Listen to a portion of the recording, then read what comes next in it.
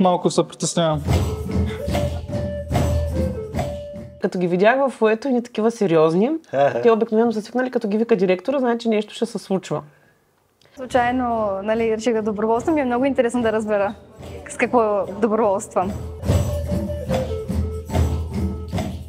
Така, надникнах, имаше инструменти, очаквам, че ще свирям на различни инструменти, може би.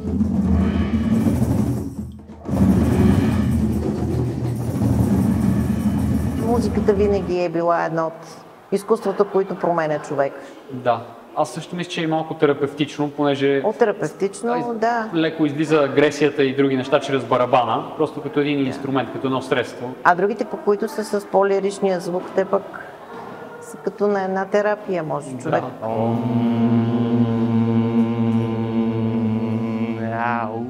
И в един момент виждам как лицата им се промениха, очите им грейнаха, усмивките, и то не е усмивка лека такава, нали, леко да се посмееш, както колежката до мен каза, ама погледните какви широки усмивки, всичко, зъбите им се виждат. Просто грейнаха тия деца. Моля ви, помоля вие да поздравите тях и вие отговорете им, останалите мълчим.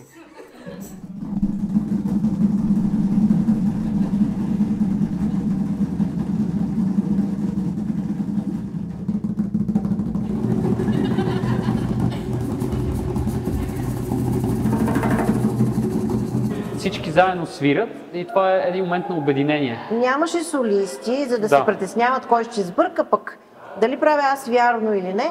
Тук всеки си беше в ролята да е и солист, но и в екипа да спазва правилата, което на мен ми хареса.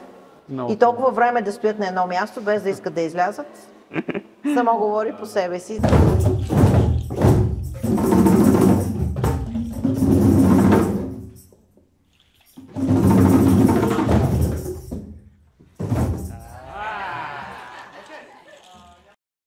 Не съм се толкова с друг инструмент, освен пиано или китара. Кое ти хареса най-много? Загрявката.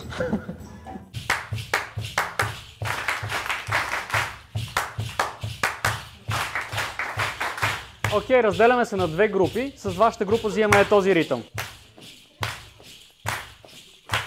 Супер. А с вас сме обратно на тях.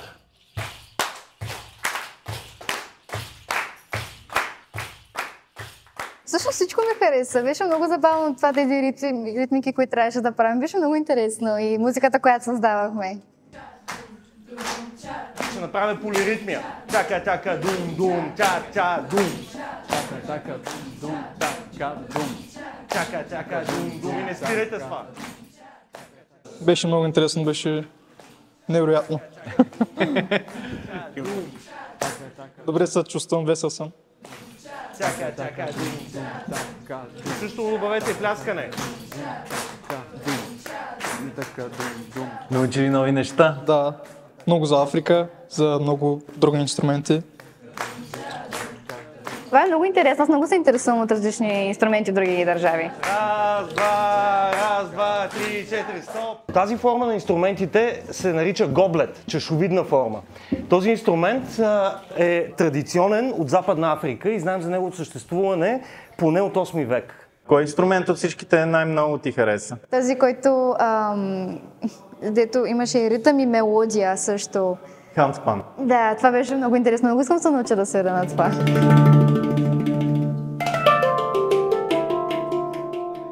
Вие бяхте помислили така, че всеки да бъде активен участник в този процес. Дали ще бъде с един инструмент или с друг, но на всеки стол вие бяхте предвидили и по този начин, дори в някакъв момент те да влязаха малко, как да кажа, предубедени, че ще е нещо скучно и така нататък, вие успяхте да ги провокирате, всеки да вземе инструмента, хайде това покажи, те в един момент ги гледам, той с барабани, чакай сега и аз ще подрънкам тук нещо. И според мен тази преживелищна дейност именно направи емоцията по-пълноценна. Това, че всички влязаха в нея. Да.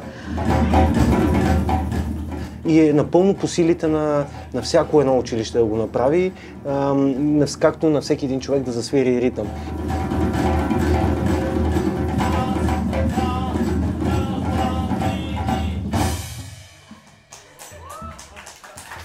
Окей, загряхме, сега започваме.